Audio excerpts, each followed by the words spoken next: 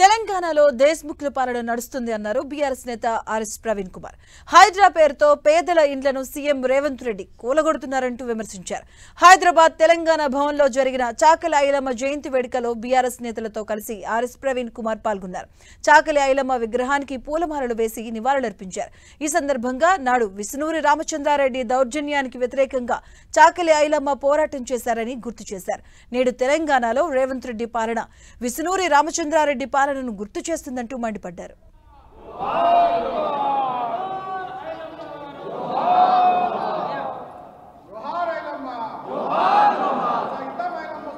మరి కేసీఆర్ గారు ఆనాడు ఆంధ్ర భూస్వామ్య పాలకులు ఎవరైతే ఉన్నారో వాళ్ళకు లొంగకుండా మరి తెలంగాణ సాధించిన తర్వాత, తెలంగాణ ఒక బంగారు తెలంగాణగా వెలువొందిన తర్వాత, ఒక దశాబ్దం తర్వాత ఈరోజు మరి మళ్ళీ దేశ్ముఖ్ల పాలన వచ్చే ప్రమాదం ఉందని దాని ఆనవాళ్ళు అలా కనిపిస్తూ ఉన్నాయి.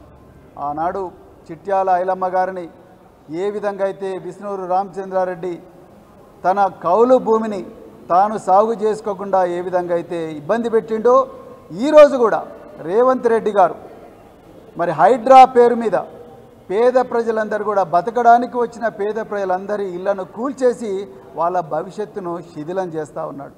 ఆనాడు విసునూరు దేశ్ముఖ్ మరి ప్రైవేటు సైన్యాలతో చిట్యాల ఐలమ్మ గారిని వీళ్ళందరినీ కూడా ఇబ్బంది పెడితే ఈనాడు రేవంత్ రెడ్డి గారు కూడా ఇల్లు కూలగొడతా ఉన్నారు.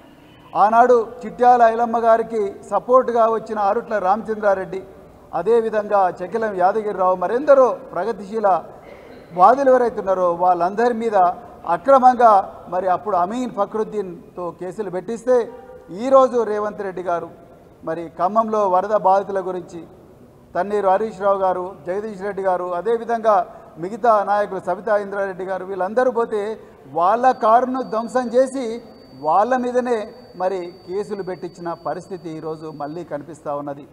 అదేవిధంగా చిట్యాల ఐలమ్మ గారు ఆరుట్ల రామచంద్రారెడ్డి గారి మీద పెట్టిన అక్రమ కేసులను మరి దానికోసం వాదించడానికి రఘునాథపల్లి రైల్వే స్టేషన్ నుంచి పాలకుర్తి పోయిన వకీళ్లను కూడా ఘోరంగా నాడు దొరలు కొట్టిండ్రు.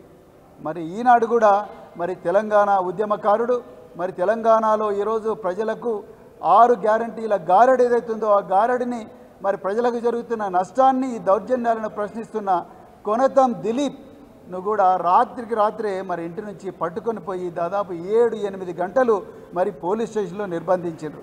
మరి ఆనాడు విసునూరు రామచంద్రారెడ్డి పాలనకు ఈనాడు రేవంత్ రెడ్డి పాలనకు తేడా